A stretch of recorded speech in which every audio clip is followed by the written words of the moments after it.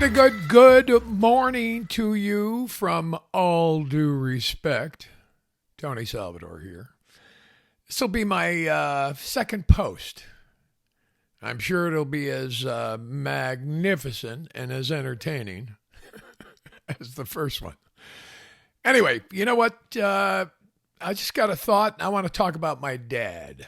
Okay? Anthony Earl, E-A-R-L. Anthony Earl Salvadore. Let's start with that. I said to my dad one day, I said, Dad, where the hell did you get that name Earl?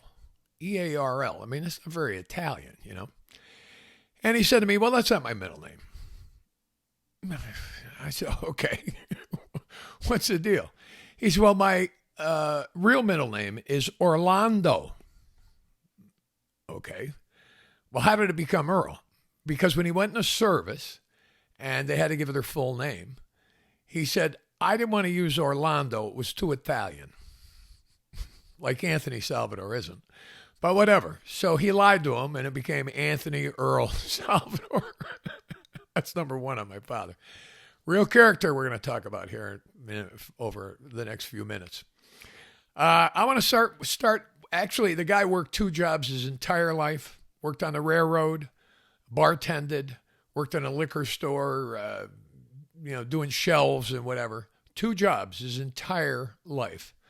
And in fact, after he retired from the railroad, he continued to work his second job. The guy was a workaholic, always was. That was just his way, you know. Provide for his family, get out of the house. A real character, though. And I got a couple of stories. One starts out kind of sad. It was 1979. I was still living in Detroit then. And I got a call from my mom who told me that my father was in health. He had real health problems. His mitral valve in his heart was going out. And they took him to Boston, to the Veterans Hospital, which would be the only place that he would go. They told him, Dad, there's a lot, the Albany Medical Center. And he said, no. I want to go to the Veterans Hospital. So off to Boston they went, and I flew in. And I remember the first time I saw him after getting there. He was in the hospital, and he was wired up, breathing apparatus, IVs, which had more than IVs, I'm sure, all kinds of problems. And the prognosis, quite frankly, was not good. Now, he was born in, I'm looking at my notes here. He was born in 1915. As an aside, always very proud of that year that he was born because that's when Frank Sinatra was born. Anyway, this was not a very pleasant time in our family's life. My mother was there. My brother Tom was there. And we were very concerned that we were going to lose him. And we did around the clock, looking over him at the hospital. And we were there for about 3 days. We stayed in a little apartment next to the hospital, kind of like that version of Airbnb. And crowded, old, whatever, one bathroom, not good in my family. Anyway, we were there like a couple of days. It was in October of 79. And finally, my mother said, look, you guys have been here morning, noon, and night. Why don't you go out tonight, get something to eat, find a restaurant, whatever. So my brother and I looked at each other and we said, geez, that's a good idea. And on the way finding this restaurant, which is kind of a chain joint, I don't even remember where. This was in Roxbury, Massachusetts, incidentally. Anyway, finding a place to eat, and we walk in, and guess what? The World Series was on. It was 1979. It was Pittsburgh Pirates, We Are Family, and the Baltimore Orioles. And we watched the game, and it was a great game. I don't remember who won, whatever. I think Pittsburgh actually won that day. But whatever. Anyway, we go back to the hospital. And now this is just to show you what kind of character my father was. We go back to the hospital, and we walk into his room. It's obviously late, but being the siblings, we could still have access to his room. And anyway, we walk into his room, and he was really out of it, But he had the wherewithal. We told him that we had watched the World Series, and it was going to be kind of like a monologue because he seemed to be out of it. So we were just telling him a little bit about who won, whatever, who hit a home run, probably Willie Stargell back in those days, but whatever. And it didn't seem like he was with us, but, we were just talking to him to kind of keep him company, okay? And all of a sudden, out of the clear blue, and I'm going to see if I can get this on camera. He raises his arm, okay, and he reaches out to us and gives it one of these. I don't know if you can see that. And we looked at him, and we kind of were confused, huh? And he did it again. He raised his arm, and he went like this. And the question he was asking us was, that guy's at death's door, okay? He's at death's door. He wanted to know who pitched. That was my father. Anyway, fortunately, he made that potential disaster, got back to good health. And just as an aside, he said to us, he said, when I was in the hospital, he said, I heard you guys. You didn't think I heard you, but I heard you guys. And you were counting me out. You can't count me out. I'm the man who came back. That was his big deal, the man who came back.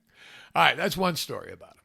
Second story I'd love to tell is, and I think this was in the latter 90s, I had invited my father out to visit me in California. He lived in upstate New York, in Mechanicville. I think I mentioned that to you before. And I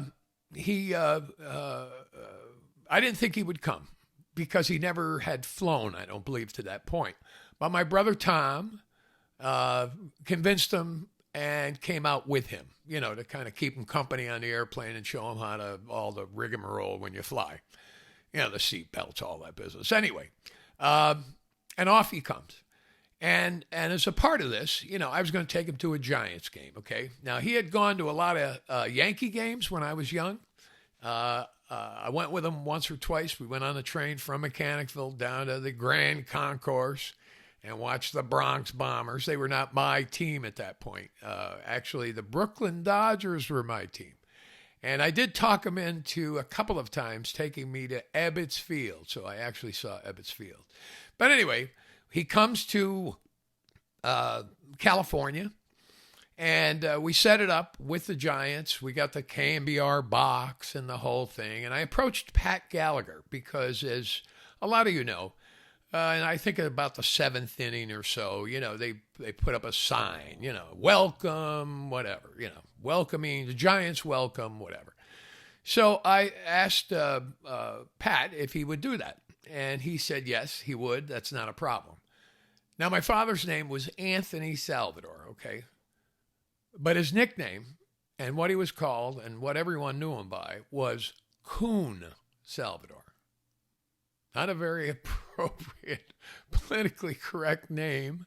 But back in the day, it wasn't that, okay? And a quick story, he got that because as a young man in his teen years and 18, 19 years old, he was a big carouser, out dancing at night, drinking with his buddies, whatever.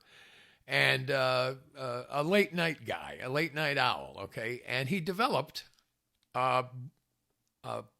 dark circles under his eyes. Some of you would say I have them.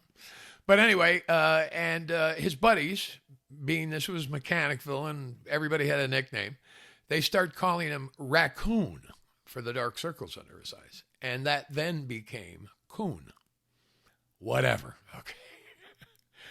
Anyway, so I said to Pat when we were talking about putting the sign up, I said to him, Pat, look, this is out of line, but, my father's name, nobody knows him as Anthony, or no one ever called him Tony. I was the only Tony. I said, you know what? His nickname is Coon. And Pat went, yeah. And I explained it to him, the same story I just told. And God bless Pat Gallagher. He went, absolutely. That's not a problem. Sure enough, 7th inning, there it is. San Francisco Giants and KBR welcome Coon Salvadore. Not a very politically correct name to use, and even back then. But he loved it, talked about it forever. We obviously took a picture of it. He framed it, put it in his house, the whole thing. But just prior to the actual game, this is my last story about my father. Anyway, I've got 5,000 of them, but I can't take up that much time. Anyway, I had, at the time, Al Rosen was the general manager of the Giants. And I knew Al. I had had many good conversations with him, a great guy. He played right during my wheelhouse of fandom of Major League Baseball in the 50s. He played third base for the Cleveland Indians. He was Rookie of the Year, MVP, whatever. He was a very, very well-known, big-time guy. And by the time I met him, he became the general manager of the Giants. Anyway, I approached Al, and I told him that my father was coming in. He was a big baseball nut, the whole deal, and I'm wondering if I could take 5 minutes. I think it was a Saturday, and I was wondering if I could take like 5 minutes of his time and introduce my father to him. And I told him my brother Tom was going to be with me, and Al, the real gentleman, absolutely not a problem. So we set it up. I went in. It was a 1 o'clock start, I think, and I got there at like 12:05 or something. We walked in, knocked on the door, Al was behind his desk, and we walked in, and as I started to introduce, and I told my father, obviously, that we were going to go meet Al Rosen, and oh, good. Yeah, that's good. Great. It'll be nice to meet him. Whatever. I was happy. He was happy. Anyway, I knock on the door, and just about as I'm about to introduce my father and my brother to Al, because Al said, come on in. Sure, not a problem, right? And I'm walking in, and I think I got out of my mouth, Al, I want to introduce you to my father. My father, who's standing right next to me, looks at Al and goes, oh, I know you. Al Rosen, Cleveland Indians.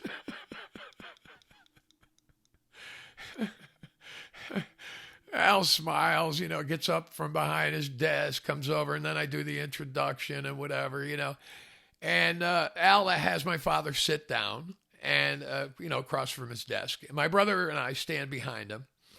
And my brother and I had talked about this. We said, well, look, when Dad gets in there, I don't know what he's going to be able to talk to Al about. And Al is busy, it's a game day and the whole thing.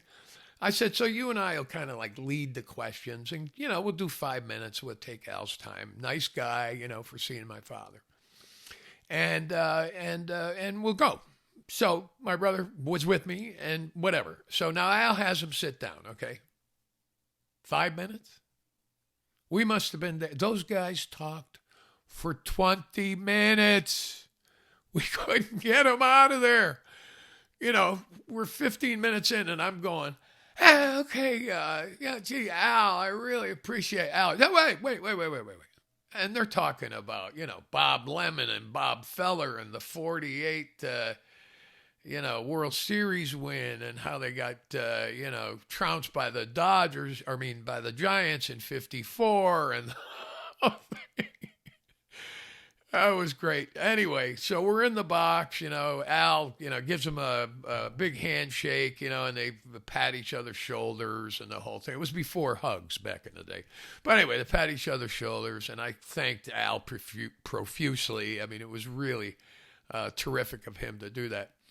And just kind of to summate the story, the summation of the story is that...